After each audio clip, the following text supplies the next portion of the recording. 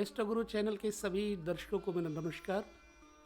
मैं लेकर के आया हूँ कुंडली का यह विभाग जो कि अत्यंत रोचक है और बहुत ही ज़्यादा इंटरेस्टिंग वाला है। यदि आप ज्योतिष सीख रहे हैं और जानना चाहते हैं ज्योतिष के बारे में तो भी आपके लिए ये अच्छा कार्यक्रम है। मित्रों, आप सब लोग देखते हैं कुंडली।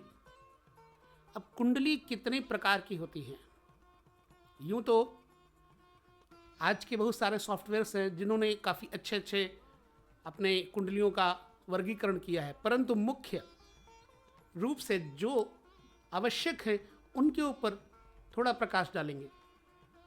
वर्ग कुंडलियां बताएं। तो चलिए हम शुरू करते हैं वर्ग कुंडलियों के बारे में बताना।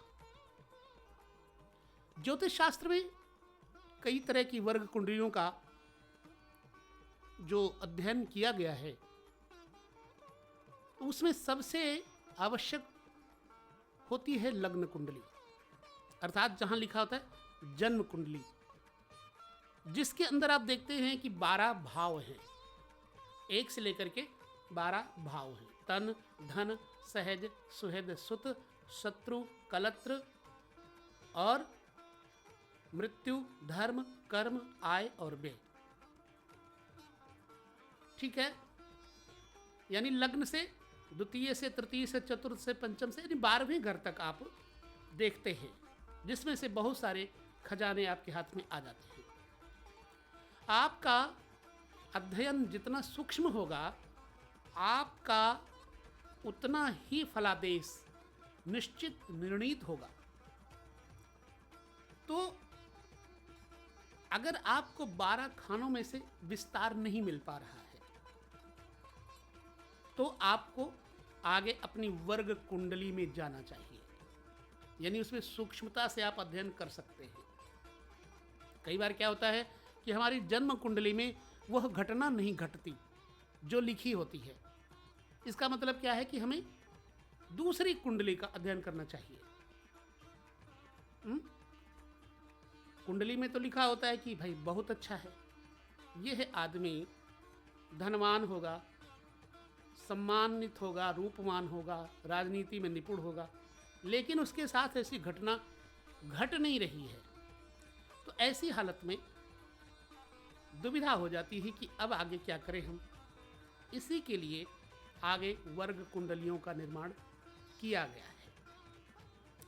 तो वर्ग कुंडलियां जैसे इंग्लिश में उनको कहा है D1, D2, D3, D4, D6, 7, D9, D10, D12, D16, D20, D24, D27, D30, D40, D45, D60, इन सभी प्रकार के वर्ग कुंडलियों का निर्माण होता है और इनका सबका सूक्ष्मता से सर्वेक्षण करना चाहिए। जन्म कुंडली क्या है, जिसको D1 कहते हैं, ये अपने जीवन काल के समस्त क्षेत्रों का अध्ययन पठन किया जाता है। इस कुंडली में 12 खाने और 9 ग्रहों का इसमें सम्मिश्रण होता है और एक भाव 30 अंश का होता है। वर्ग कुंडली में ग्रह किसी भी भाव या फिर राशि पर जाएं, लेकिन सभी वर्ग कुंडलियों के लिए जो देखा जाता है, गणना की जाती है, वो जन्म कुंडली के माध्यम से ही की जाती है। ये तो हो गई जन्म कुंडली यानी D1 चार्ट।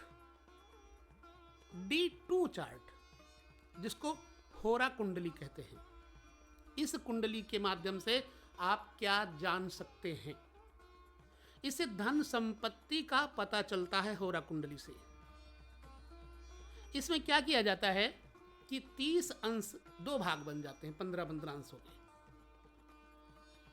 एक तो होती है सूर्य की होरा और एक होती है चंद्रमा की होरा। समराशि जैसे वृक, वृश्चिक, कर्क, कन्या, मीन, ये समराशि हैं। विषम राशि जैसे तुला, सिंह, मिथुन इत्यादि। ठीक है, तो 0 से लेकर के 15 अंश तक जो होता है वो सूर्य का हो रहा होता है। हम आपको इसमें एक चार्ट दे रहे हैं, आप ध्यान से देखिएगा। सूर्य की होरा 15 अंश तक होती है और 15 से 30 अंश तक चंद्रमा की होरा मानी जाती है। अब 2 डिपार्टमेंट बन जाते हैं इसमें। इस कुंडली में खाली बीच में एक लकीर होती है, एक तरफ चंद्रमा के और दूसरे तरफ सूर्य के। तो सूर्य के साथ में बैठने वाले ग्रहों का, चंद्रमा के साथ में बैठने वाले ग्रहों का, दोनों का अनुपात किया जाता है और फिर उसमें देखा जाता है कि धन देने वाला इसमें सूर्य है अथवा चंद्रमा है। धन के लिए कुंडली विशेष तौर से देखी जाती है। ये इसको होरा कहते हैं, तो हम होरा के ऊपर चर्चा करेंगे, लेकिन उसके बाद फिर आते हैं हम D3 चार्ट, जिसको कहते हैं द्वेषकांड। ये कुंडली क्या बताती है? जातक के भाई बहनों का अध्ययन इसी से होता है। मृत्यु के समय का और मृत्यु के लिए जानकारी का, कौन से लोक में जाना, कौन से लोक में आना, कहाँ से प्राणी आया है, मृत्यु कब होगी, इत्यादि बातों का विचार करना होता है। ठीक है, इसमें क्या होता है, 30 अंश में 3 विभाग किए जाते हैं, 10-10 अंश के। तो 0 से 10 अंश के बीच में कोई ग्रह है तो वह द्वेषकांड कुंडली में उसी राशि पर लिखा जाएगा जिस राशि में वो जन्म कुंडली में बैठा हुआ है। जन्म कुंडली देख करके पता लग जाता है। जन्म कुंडली में 10 से 20 अंश के मध्य कोई ग्रह स्थित है, मान लो 10 से 15 या 18 के बीच में, तो अपनी राशि से 5वीं राशि में जाएगा। और अगर जन्म कुंडली में 20 से 30 अंश के मध्य में कोई ग्रह स्थित है तो द्वेषकांड की कुंडली में वो ग्रह अपनी राशि से 9वीं राशि में चला जाएगा। ये द्वेषकांड का विधान है। D4 चतुर्थांश कुंडली जिसको बोलते हैं, इस कुंडली में तो D4 अर्थात चतुर्थांश कुंडली में क्या विचार किया जाता है, मैं आपको यहाँ बता देना चाहूँगा। इस कुंडली से आदमी के चल संपत्ति, अचल संपत्ति और भाग्य का अनुमान लगाया जाता है। इसको बनाने के लिए 30 अंश के 4 हिस्से किए जाते हैं। 4 हिस्से किए जाते हैं, 7.5, 7.5, 7.5, 7.5, यानी 7, 30, 7, 30, 7, 30, 7, 30। तो जन्म कुंडली में आपकी जो जन्म कुंडली है उसमें ग्रह अगर पहले चतुर्थांश में स्थित है तो वह उसी राशि में चतुर्थांश कुंडली में बैठाया जाएगा। ग्रह दूसरे चतुर्थांश में स्थित है तो वो जिस राशि में बैठा है उससे चौथी राशि में जाएगा। ग्रह अगर तीसरे चतुर्थांश में स्थित है तो आपकी कुंडली में जिस राशि में बैठा है उससे ठीक 7वीं राशि में जाएगा। और अगर चौथे चतुर्थांश में ग्रह स्थित है तो जिस राशि में बैठा है उससे 10वीं राशि में चला जाएगा। ये है चतुर्थांश का। सप्तमांश कुंडली से क्या विचार किया जाता है, इसको D7 चार्ट बोलते हैं।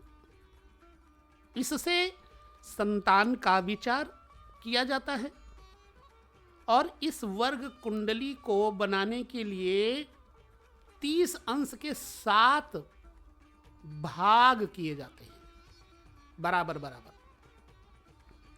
जो ग्रह विषम राशि में होंगे उनकी गिनती वहीं से शुरू होगी जिस राशि में वो ग्रह स्थित होते हैं। जो ग्रह जन्म कुंडली के अंदर सम राशि में बैठे होंगे उनकी गणना स्थिति राशि से ठीक 7वीं राशि से होती है। चलिए D9 चार्ट पे आ जाते हैं। D9 चार्ट से क्या विचार किया जाता है, महत्वपूर्ण इस बात को समझने में आपकी भूमिका है। नवांश कुंडली का मतलब बहुत ज़्यादा सूक्ष्मता है, महत्वपूर्ण है इस कुंडली का जीवन में। स्तर क्या है, इससे वैवाहिक जीवन का अनुमान, सुख अनुमान किया जाता है। जीवन के समस्त क्षेत्रों का सूक्ष्म अवलोकन भी इस कुंडली से किया जाता है। और इस कुंडली का निर्माण करते समय, बनाते समय सबसे प्रथम कुछ बातों पर ध्यान देना होता है। इसमें सभी 12 राशियों को 3 भागों में बांटा जाता है। ठीक है, तो दशमांश कुंडली क्या है और क्या विचार किया जाता है इससे। दशमांश कुंडली को D10 भी कहते हैं, चार्ट D10। दशमांश का मतलब और इसका उपयोग व्यवसाय, बिजनेस, कारोबार में तथा उन्नति और प्रतिष्ठा, सम्मान और आजीविका में बढ़ोतरी तथा समाज में, दुनिया में कितनी सफलता मिलेगी, इसको देखने के लिए दशमांश कुंडली का अवलोकन किया जाता है। अगर इस कुंडली में दशम भाव, दशमेश का सर्वाधिक महत्व है। इसके साथ ही साथ इस कुंडली से मातृपक्ष और पितृपक्ष के सुख और दुख तथा उनकी उम्र का पता लगता है। ठीक है, आते हैं द्वादशांश कुंडली, जिसको D12 कहते हैं। द्वादशांश कुंडली को D12 कुंडली कहा जाता है। इसके बनाने की नियम है 30 अंश के बराबर 12 भाग किए जाते हैं। 30 अंश को 12 भागों में बांटा जाता है और प्रत्येक भाग अंश 30 मिनट का होता है। 2 अंश 30 मिनट का होता है। कुंडली का अध्ययन करने से माता पिता का जीवन स्तर, उनके जीवन काल में क्या उतार चढ़ाव होंगे, इत्यादि बातों का जो है दर्शन किया जाता है। और साथ में हमें आयु की जानकारी भी इसी कुंडली से मिलती है कि माता पिता की आयु कितनी होगी। इस वीडियो में आपको वर्ग कुंडलियों के इस हिस्से तक हम लेकर के आए हैं। देखिए, जब हम जिज्ञासा रखते हैं तो हमारे अंदर प्रश्न उठते हैं। जानने की कला सबसे बड़ी यही है कि आदमी के अंदर जिज्ञासा पैदा होती है। तो इस ज्योतिष के मैटर में आप सब लोग बराबर बने रहिए और धीरे धीरे हम उस चीज़ को लेकर के चलेंगे, क्योंकि अगर कुंडली का वीडियो बड़ा हो जाएगा तो आप बोर हो जाएंगे। इसलिए हम छोटे छोटे विषय देंगे। कैसा नवमांश देखा जाता है, द्वादशांश, दशमांश, होरा, दृष्टकांड, इसके बारे में मैंने इस विभाग में चर्चा की, टॉपिक दिया। अब शेष अगले विभाग में टॉपिक देंगे। तब तक के लिए लेते विदा। ओम नमो नारायण, नमस्कार।